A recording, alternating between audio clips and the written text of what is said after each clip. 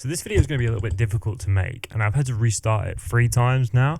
But the gist of things is that my family across the years has had a lot of problems with drugs, whether that be the devil's snowflake for the sake of YouTube purposes, the female hero, I think you know what that is,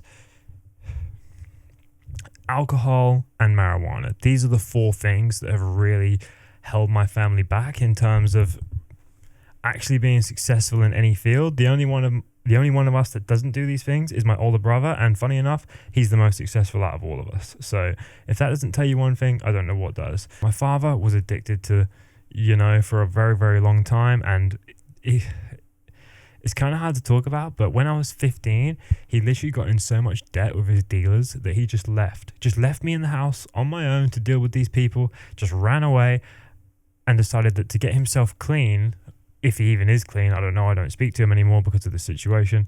But yeah, he ran away from us, left me in a house with dealers banging on the door constantly, people getting beaten up outside my house, in my front room, all sorts of crazy stuff. So if you want like a full childhood breakdown story, I'd be happy to tell it. It might be a bit difficult and hard for me to get through, but I'll be happy to do that just in hopes that it might help or inspire someone that has been through the same sort of thing. Now, it's not just my father and my mother that have had problems with these things. I had an older sister. She died when I was 14 due to a drug overdose, which if that doesn't motivate you, I don't know what did. For many, many years, I was super, super, super anti-drug, and I never did anything, never smoked, never nothing. But when I turned 21 was when I first smoked, and at that point, no, it was when I turned 19 I first smoked, and I was 21 when I did my first, devil's snowflake session. Now, I'd spent many years on this stuff, many, many years, a lot of which I regret because it's just a complete waste of time. I can't tell you to go out and not ever try these things because, to be honest, you're not going to know how bad these things affect you because to be honest, if you're like me and you have to learn from experience, like obviously I couldn't learn from my father being a drug addict, I couldn't learn from my sister dying, so I had to go through and find out these things for myself.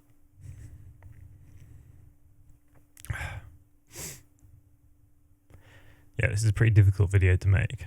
But anyway, so I was 21, I started getting into this stuff, and it becomes great at first. You think it's cool, you don't really want it after you finish it, you can get through the day without really needing it.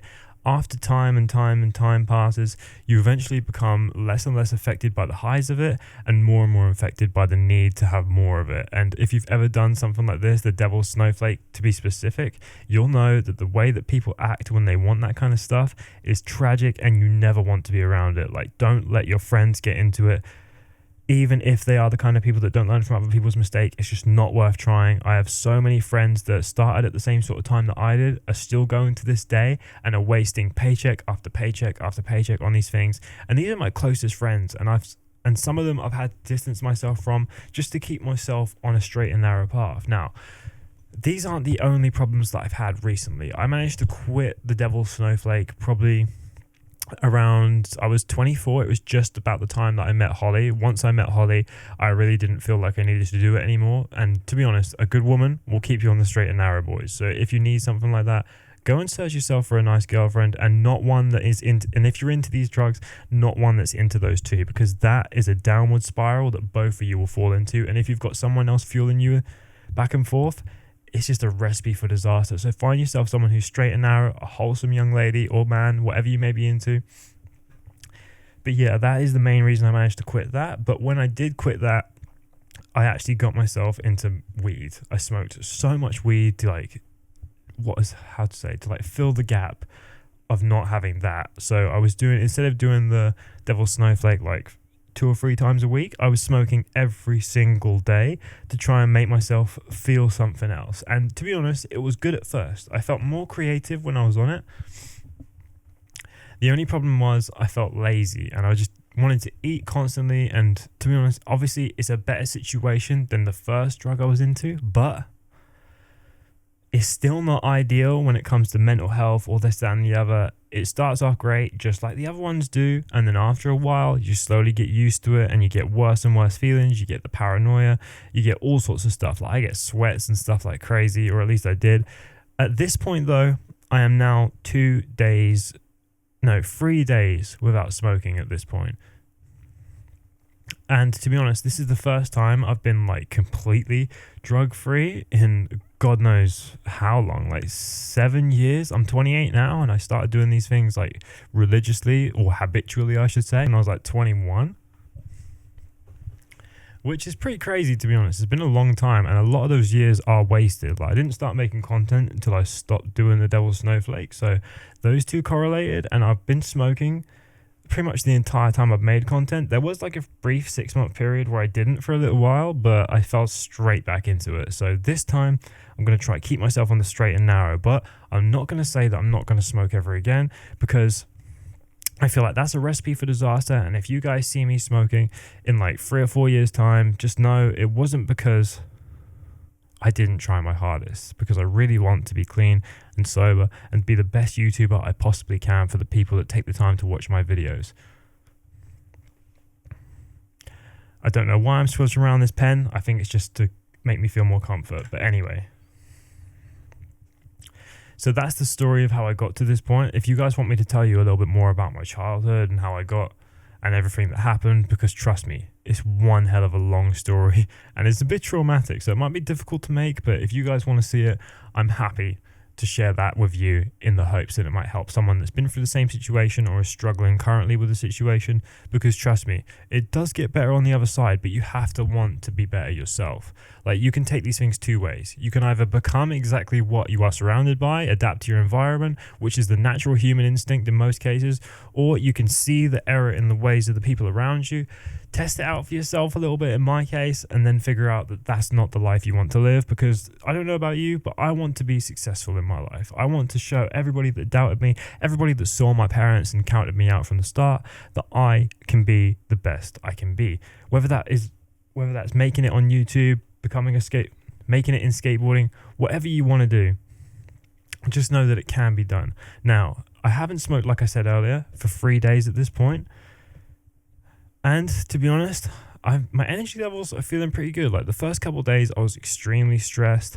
I was flipping out at Holly, which is something you should never do. But to be honest, she's amazing. She understands. She even said to me, like, because I didn't tell anyone that I was going to quit. I just decided to do it in my own head and started working towards it. Because I feel like the second you go around and say to everybody, right, I'm quitting this, I'm quitting that, everybody's then looking at you, and the people that don't really rate you that much are looking at you and waiting for you to fail, and they want you to fail. And that might be motivation for some people to keep on the straight and narrow, but to have people wanting my downfall around, that's just something that I didn't really want to do. So basically, I just kept it to myself. And here we are 3 days deep. And this is the most I've tried many times to do this before, right? By the way, many, many times I've tried to quit. This is the longest I've made it in a very, very long while. And I'm feeling like I might actually be able to make it permanently like this. I'm not going to say permanently, like I said earlier, but at least for the time being. The only crazy thing that I feel like, the crazy side effects of like quitting it cold turkey after smoking it every day, all day for years, is that I've been getting some crazy dreams. Like last night I had a dream that I flew back to Amsterdam to drop in that giant vert ramp. You may have seen the short that I made. And apparently in the dream, I went straight to the coffee shop and just blazed up instead. And I was like, why have I done this? I woke up in such a stressful state, sweating my ass off. And I was like, oh, thank God I didn't relapse. But yeah, it happens. People relapse quite a lot. But I'm going to do my best to try and stay on the straight and narrow for the good of the YouTube channel, for the good of the community, and just for my own mental well-being and health. But anyway, I feel like I had to make this video because when I say something to the camera, when I say something to you guys, I feel like I'm far more likely to stick to it because I've then made it a public matter, as opposed to if I just stay and sit in a room and think, oh, I'm going to quit. If I'd have made this video on day one, I probably would have relapsed and messed it up because I would have put too much stress on myself to do it. But at this point, I feel like I'm over the hump of the hardest bit. But anyway, guys, I felt like I had to make this video for my own sanity. Hopefully it helps you and can give you a bit of inspiration through any struggles you might have. And if you want me to tell the story about my complete childhood, I'll be happy to do that, but it might take me a little while to get it done because it's been a very emotional 28 years. Anyway, thank you for watching, guys. I'll see you in the next one.